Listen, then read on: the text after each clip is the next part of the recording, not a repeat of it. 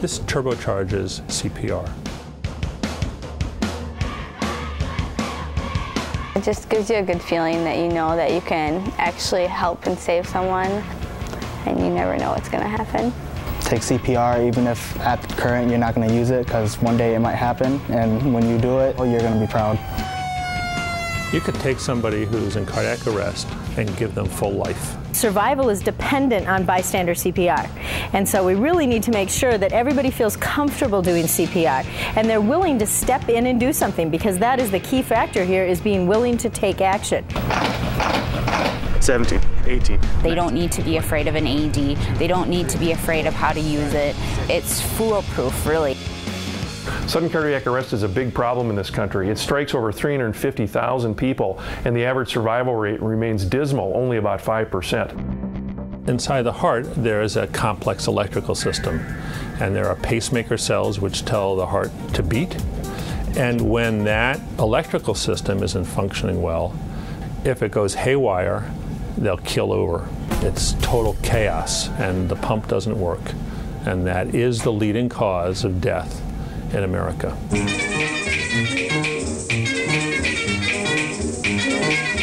And that can happen anytime, anywhere, for any reason. Cardiac arrest is that sudden onset of a lethal rhythm problem in the heart. And that's what kills people. We've learned that these patients have enough oxygen dissolved in their bloodstream for the first 5 minutes or so of a cardiac arrest. We've got to do a better job of moving that blood around, so doing a better job of chest compressions or circulation to move that blood around to the heart and the brain to increase chance of survival. The biggest problem is that they're afraid they might do something wrong and make the matter worse. But I think if they actually took the time to know what they need to do, then everything should go easy. Yeah, and probably like touching another person might be kind of scary, especially if they're like pulseless and they don't really know what's going to happen. You can't hurt somebody in cardiac arrest. They're already dead. You're not going to make them any worse. So call 911, start pumping on the chest. If you've been trained and can appropriately do rescue breathing, then go ahead and do it. But you're uncomfortable with that, or you're worried about infection risk or other things, then just start pumping on the chest. It's basically put your hands in the center of the chest between the nipples and pump hard and fast 100 times a minute. Right away, we can find our position. After we assess that they're not breathing, don't worry about giving breaths and go right to giving compressions. We want to make sure we push hard enough, and we want to make sure we push fast enough. Okay, by pushing hard, we need to compress the chest 1.5 to 2 inches, and we need to make sure our hands come off every time so that we actually create some negative pressure in the chest, which is going to push the blood through and make it circulate more out to the body. Obviously, the first thing you want to do is make sure 911 is called. A lot of times people want to right away jump down and help that person, and obviously we need to get CPR going, but you need to get those other life-saving tools along. So we tell people, yell for help, call for help. If you have to, pick up a phone and dial it. Okay. Once you've got help coming on the way, if there's other additional people there, you can send someone for an AED if there is one in the building. That person who was first there right away needs to start CPR.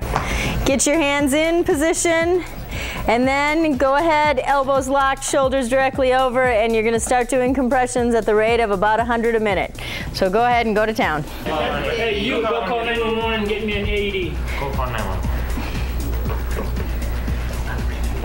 Okay, if they're not breathing, good.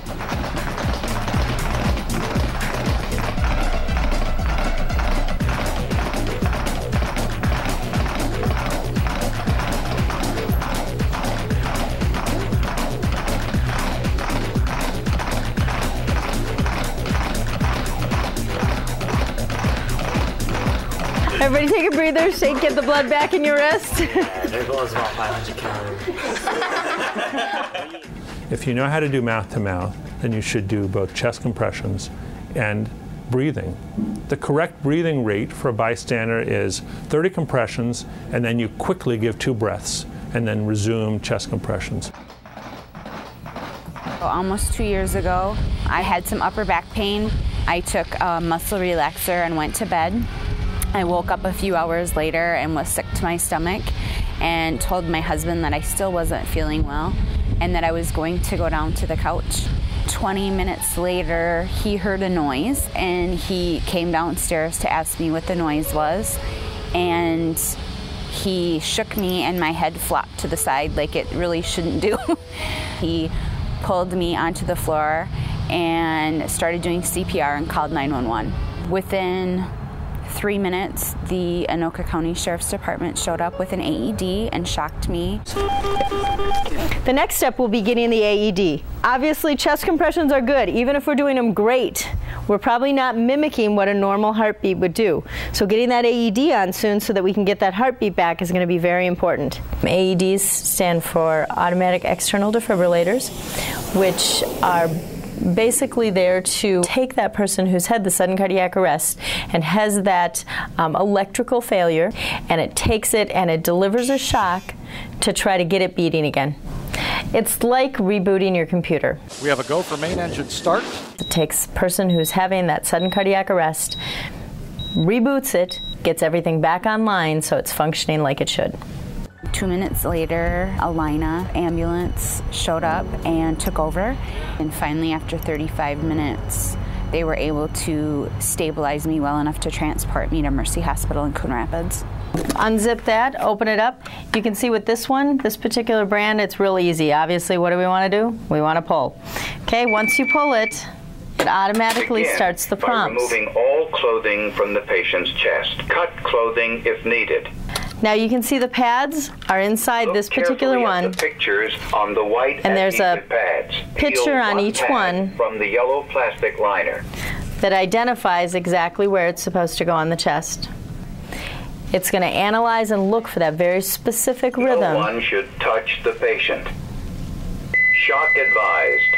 Stay clear of patient. Press the flashing orange button now. So basically it prompts you right with what to do. Shock now. When I push the button, shock delivered. It delivers the shock. Emergency medical services have been called. Begin CPR. Once you have it on and open, the voice prompts will take you right through it. We know that every additional minute that goes by before you defibrillate somebody with the defibrillator who should be defibrillated, survival rate drops by another 10%. So at 10 minutes out, survival rate's close to 0. So that's why we want to get there within 3 to 5 minutes with the defibrillator, the AED, but also to start CPR immediately after you call 911, so we keep blood and oxygen flowing to the vital organs. We've trained kids down at the age of 5th grade who can successfully do it. It's really simple and easy. You can learn in the privacy of your own home in about 22 minutes with a $30 kit called CPR Anytime. It's simple and easy to use, and even now with hands-only CPR, there's really 2 things you need to remember to do. Call 911, start doing chest compressions. And stop being afraid. It's okay. You're not going to hurt them. You're probably going to help them, and you might save a life.